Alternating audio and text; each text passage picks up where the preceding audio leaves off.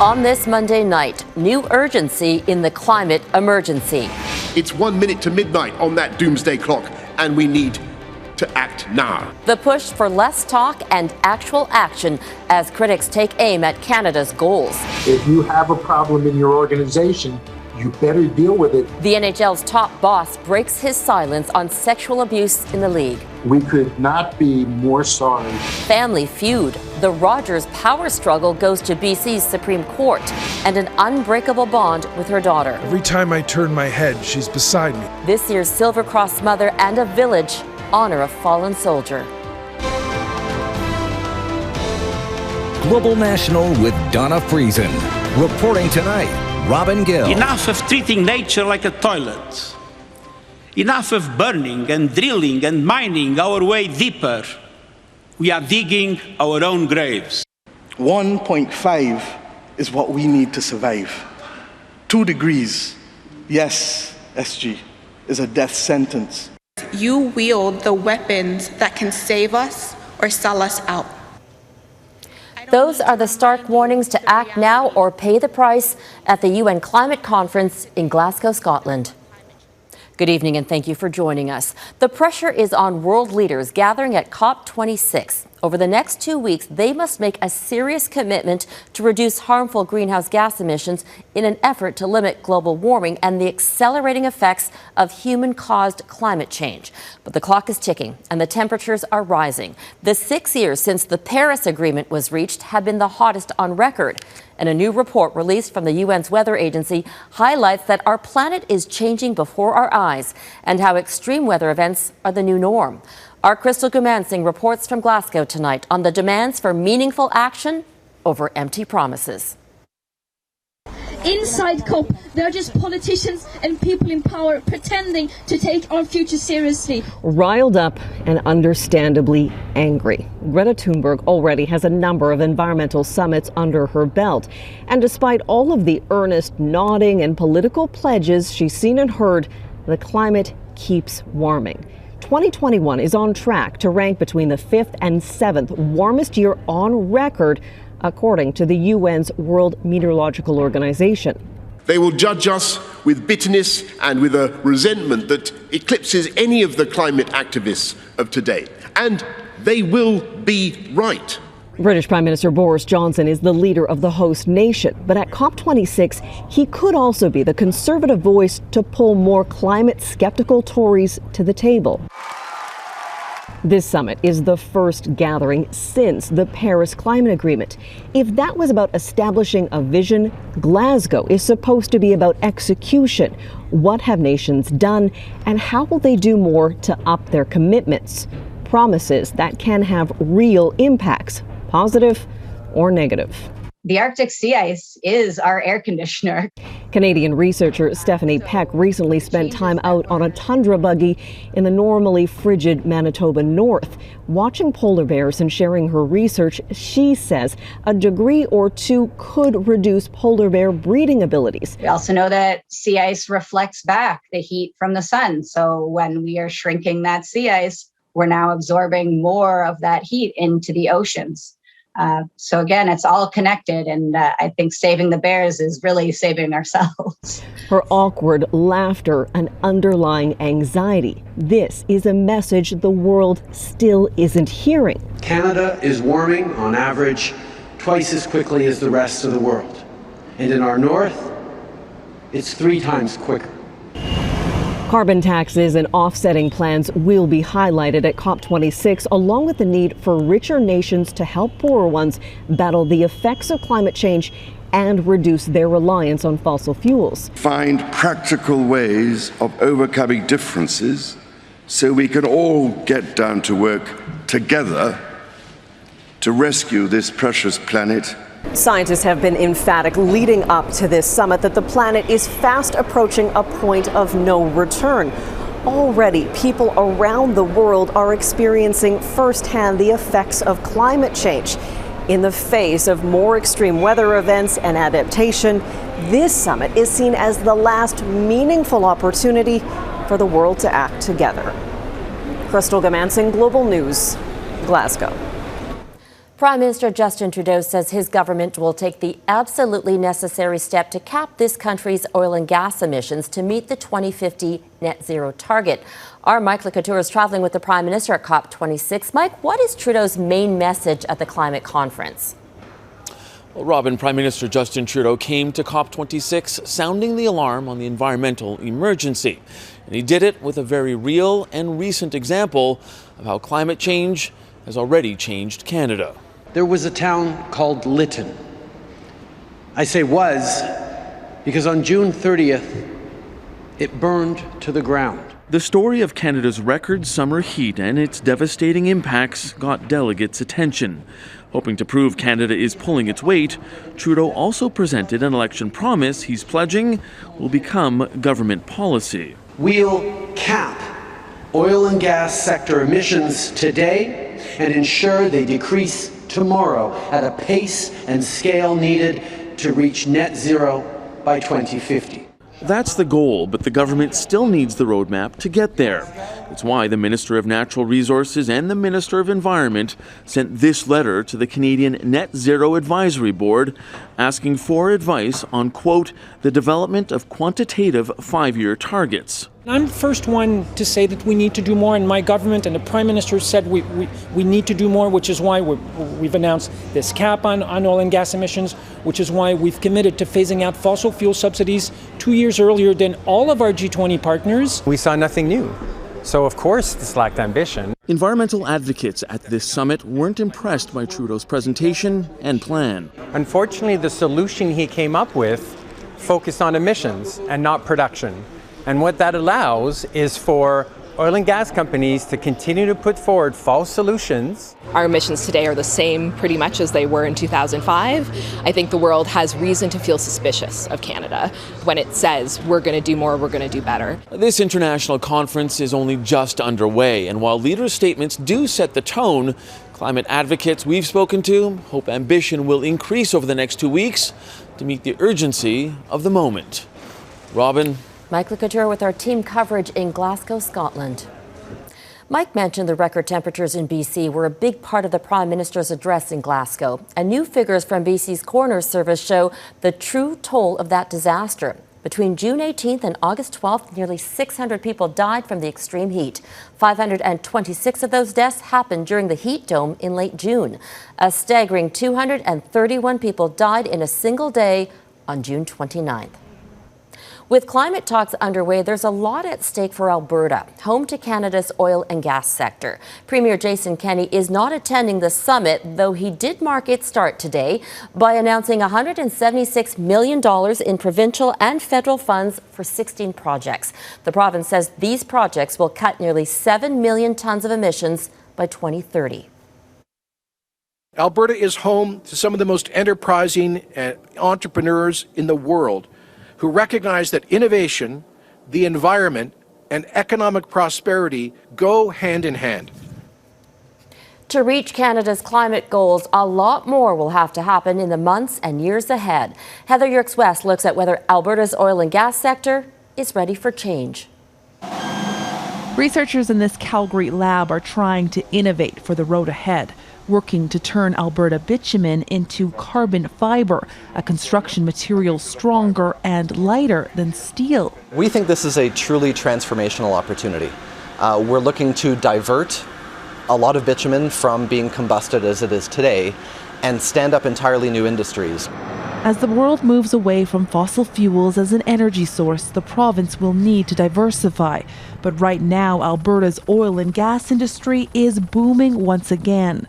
Although the oil sands have worked to reduce the amount of emissions produced per barrel, after a drop in production in 2020, the sector has produced more oil in 2021 than ever before.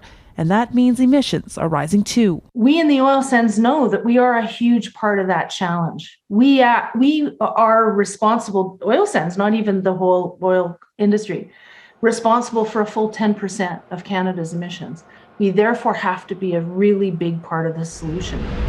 Canada's major oil producers have proposed a plan that would see production reach net zero emissions by 2050. A $75 billion investment in carbon capture and storage the industry hopes the federal government will help fund. I just think the opportunity here, we address our emission side, we should be the globally preferred source of that oil, which would be so good from not only an environmental perspective, but also from a Canadian perspective. While Hall Findlay, a former Liberal member of Parliament, expects global demand for oil to grow through 2050, not all forecasters agree. Under existing climate policies, the International Energy Agency expects demand for Canadian oil will begin dropping by 2030. So we need to be planning for that future as well. We need to be planning for new sources of growth in the face of risks to old sources of growth. That's not partisanship, that's not ideology, that is sensible planning. Because big changes will be coming, whether this global energy shift is still decades away or coming at the end of this one. Heather, Yourex-West, Global News, Calgary. Thousands of non-emergency medical appointments and procedures across Newfoundland and Labrador have been cancelled after a suspected cyber attack on the province's healthcare system. This led to progressive failure of what's been described to me as the brain of the data centre and a loss of functionality in systems across the regional health authorities. The disruption was first detected Saturday. The province's eastern health region was hardest hit, losing everything from email to diagnostic images and lab results. NHL Commissioner Gary Bettman has publicly apologized to Kyle Beach for what the former Chicago Blackhawks prospect had been through. Beach says he was sexually assaulted by an assistant coach in 2010. Accusations, he says, were ignored and covered up. Mike Le Couteur reports. This certainly has been a disturbing and difficult week for all of us. NHL Commissioner Gary Bettman made no excuses for the Chicago Blackhawks. Covering up accusations of sexual assault a decade ago was wrong. I was horrified. It was emotional. I was distressed. A week after the damning report implicating Chicago management in suppressing Brad Aldrich's alleged assault on Kyle Beach, Bettman was careful in his wording, supportive of Beach, yet careful in answering any questions of a legal nature. As soon as you have the lawsuit, it becomes culpability and it becomes damages. And that's where it gets trickier for all parties involved, including the plaintiff. It's definitely a very much of a stain on the National Hockey League, particularly the Chicago Blackhawks. I mean, it sort of wafts over all the teams. Last week, Blackhawks ownership said it was looking to settle a pair of lawsuits against them. Around the same time, Chicago's lawyers moved to dismiss both cases. And while the NHL has offered Beach and his family psychological services, Bettman wouldn't commit to helping the teenager Aldrich has already been convicted of assaulting after the Blackhawks' recommendation helped him secure a high school coaching job. I would have to know more about that circumstance. Lawyer Greg Gillooly was himself a victim of sexual assault, whose story was unavoidable in the hockey world a decade ago. I'm disappointed because this in 2010 happened just over a month after I came forward with my story about Graham James. That the Blackhawks not only suppressed the story but gave Aldrich a letter of recommendation for his next job is inexcusable, but he believes the same thing wouldn't happen today. Am I optimistic? Yes, because I don't believe that in 2021, Joel Quenneville would be allowed to leave the meeting directing people not to look after things. I believe we live in a different world. Things are getting better. The NHL does have a rule compelling teams to inform the league whenever something like this happens. In December, Chicago did do exactly that, but they didn't reveal the merits of the case. Mike Le Couteur, Global News, Toronto. From the boardroom to the courtroom. Coming up, the fight for Rogers winds up before a BC judge.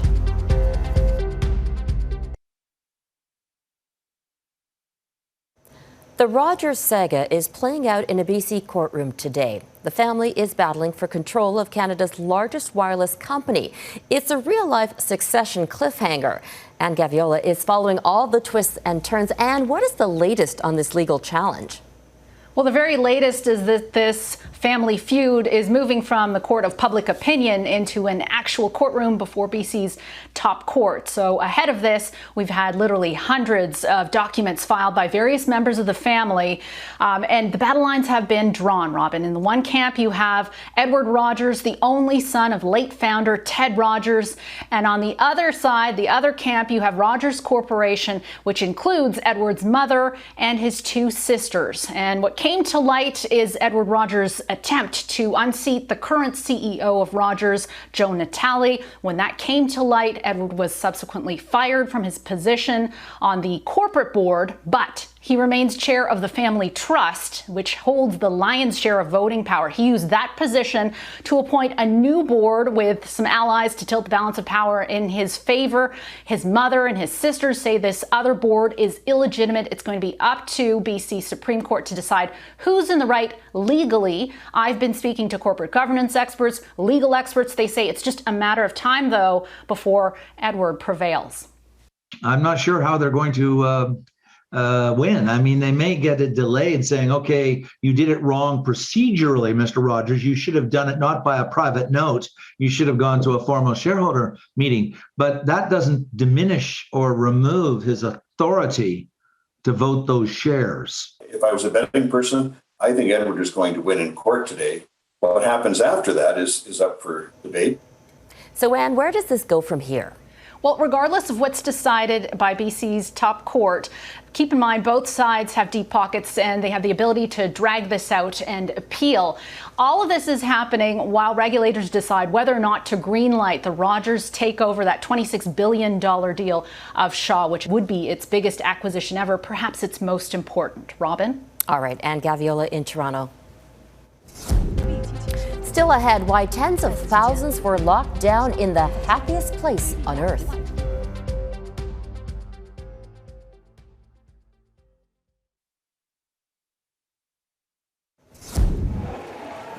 Today, there were tears of joy at airports in Australia. After more than 18 months, the country has finally relaxed its international border restrictions.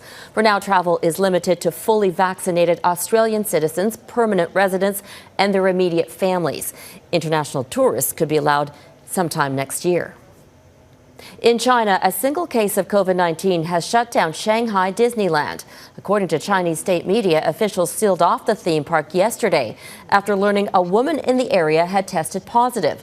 Public health teams entered the park in full hazmat suits, and the nearly 34,000 people inside had to be tested before leaving. Officials say all tests came back negative. The world has hit yet another grim milestone in the pandemic. The number of people killed by the virus has now officially surpassed 5 million, and those are just the confirmed deaths. Experts say the true number is likely much higher. The United States has recorded the most deaths of any country, more than 740,000. Brazil is second hardest hit, with more than 600,000 deaths. Up next, how this year's Silver Cross mother is honoring her daughter's sacrifice.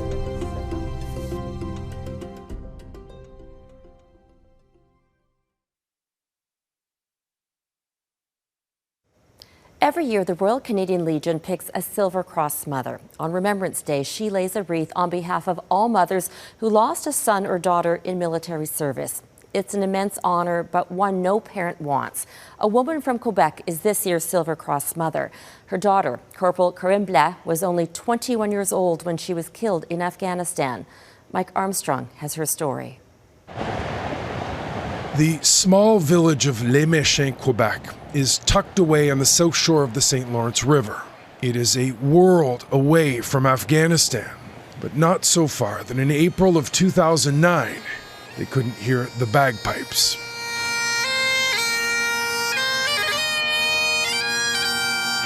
When Corporal Corinne Blais was carried up the ramp by her brothers and sisters in arms in Kandahar, her mother says the village changed. She says the war seemed very close to everyone in Les Méchins. It was no longer just something on TV. José Simard still lives on the banks of a small creek where she raised her two children. Her son Billy was just 14 when Karine was killed. Walk around her home and there are memories of Karine in every direction. A photo as a member of the 12th Armored Regiment, a picture in civilian clothes, and the one she was given on this day by the Governor-General when Karines' body arrived back in Canada at Trenton. It hangs in the kitchen. Every time I turn my head, she's beside me, Simard says. She is everywhere in my house. Corporal Karine Blais was killed April 13, 2009. She was driving a Coyote, an armored vehicle, part of a patrol just meant to show Canadian forces were present. They were north of Kandahar when they hit an IED. Blais was killed, 4 men were injured, and everyone involved was affected. They'd been in Afghanistan barely 2 weeks. Simard says every year around November 11th, men and women who were with Karine come to visit. Some are still serving, some have left the military, but it's a time when they want to be together. Now, Simard won't be home this Remembrance Day. She'll be serving as the Silver Cross Mother in Ottawa. She's been asked before, but chose to spend the day with Karine's friends. The only one she missed was in 2010, when Simard went to Afghanistan herself on a next of kin visit. Simard says she wanted to breathe the same air where Karine took her last breath and to see the country she was trying to help. Now, it has been difficult over the last few months watching what's happened in Afghanistan, the Taliban again taking control of the country. Simard says she focuses on what was accomplished, how a generation of women went to school and were educated, and how some are pushing back.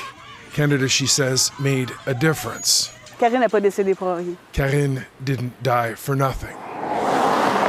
Now, her daughter knew every corner of the village, but there have been some changes. There's a street named Corporal Karine Blais and a monument that went up just a couple of years after she was lost. Simard says she sees her daughter every day. While she used to babysit children in the village, she now watches over everyone. Mike Armstrong, Global News, Les Méchins, Quebec. A beautiful story, Mike. Global News will have live coverage of the Remembrance Day ceremony in Ottawa. You can watch it at 10:30 a.m. Eastern, 7:30 Pacific. We'll also be streaming the special on our website, globalnews.ca. And that is Global National for this Monday night. I'm Robin Gill. Tonight, Your Canada is this bear cub hanging out in Port Coquitlam, BC. We'd love to see your corner of the country, so please keep sending your photos to viewers@globalnational.com. Thank you for watching, and I'll see you back here tomorrow. Have a great night.